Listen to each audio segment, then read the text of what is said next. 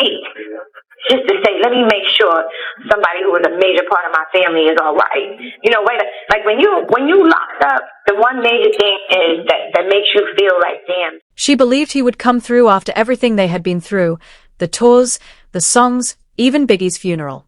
She expected him to be there when it counted the most. By the time, because he never really did nothing for me. I mean, when we were coming up, yeah, you know, we had to do things for each other, but like, I judge by what happened after. But when Lil Kim got out of prison, Diddy didn't reach out. No calls, no letters. Before she could even settle, he was already working in the studio with her biggest competitor. You can never make another Big and Kim. That's not gonna happen. It's never gonna happen. Like, what? You kidding me? This is never gonna happen. When she finally opened up about the lies, the betrayal, and the truth behind Biggie's story, Lil Kim didn't hold anything back. It wasn't just about Diddy, it also involved the man who shaped him, Clive Davis. Lil Kim has always been a strong force in hip-hop, but her latest claims have started one of the biggest controversies in years.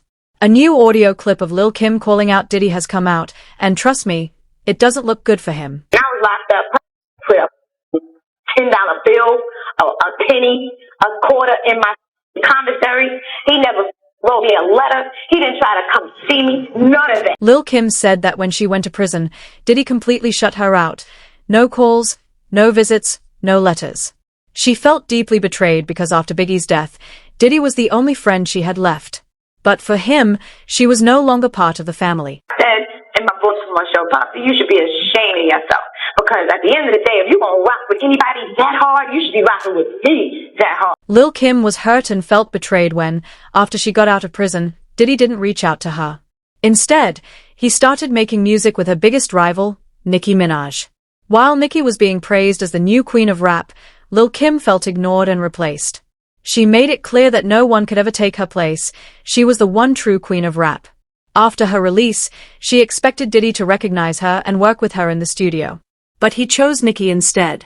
This left Lil Kim feeling overlooked and unappreciated when she needed support the most. You could have came to see me one time. You could have wrote me one letter.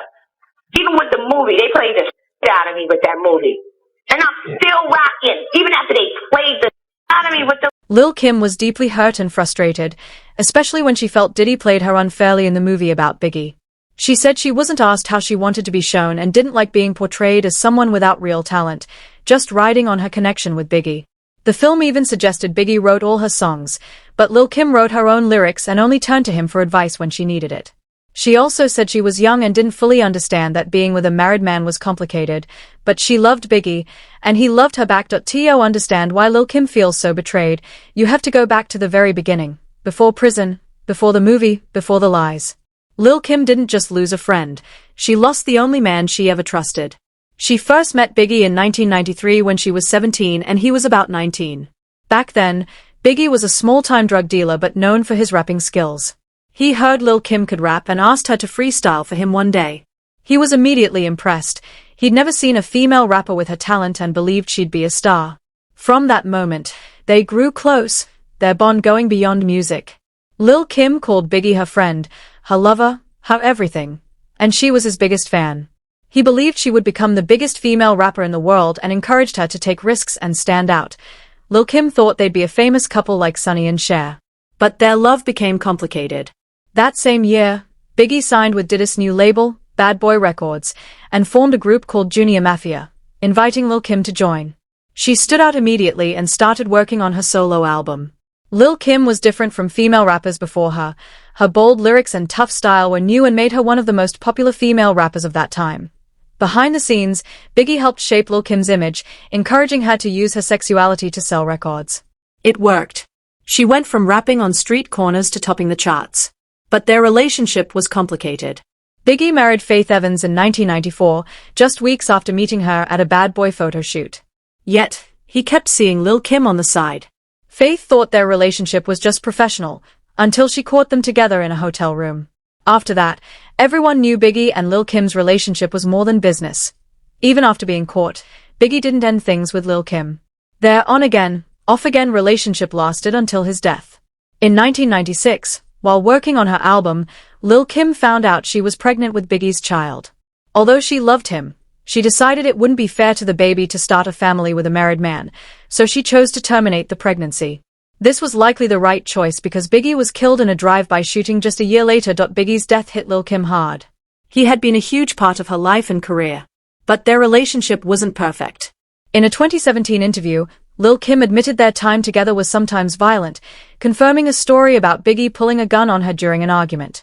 She described him as a classic Gemini, mostly loving and caring but with a darker side influenced by his tough rapper image. Despite the ups and downs, she remembers Biggie fondly and credits him for helping launch her career. After Biggie died, things changed.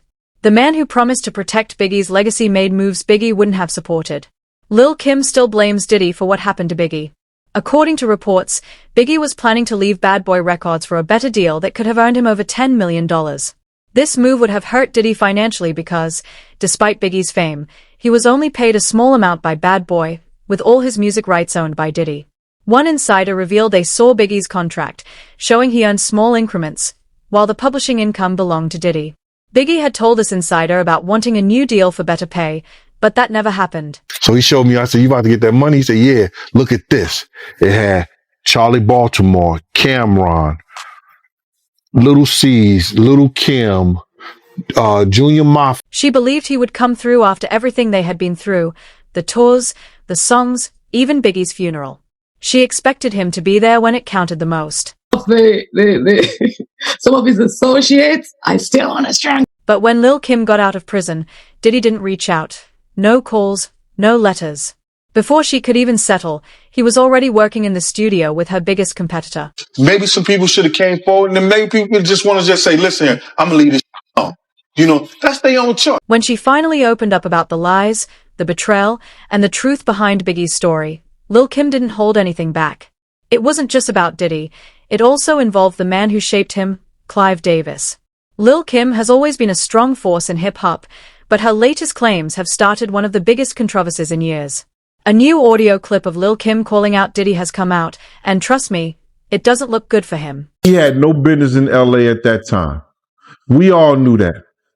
Why would Puff rent studio time? Come on, man, look. You gotta look at what people do, man. Lil Kim said that when she went to prison, Diddy completely shut her out. No calls, no visits, no letters. She felt deeply betrayed because after Biggie's death, Diddy was the only friend she had left. But for him, she was no longer part of the family. I met him before I ever knew of him. I met him when he was 21 years old. And we talked for hours and hours about music. And I bought into his dream. And I financed Bad Boy Records. And we had an incredible run, an incredible period.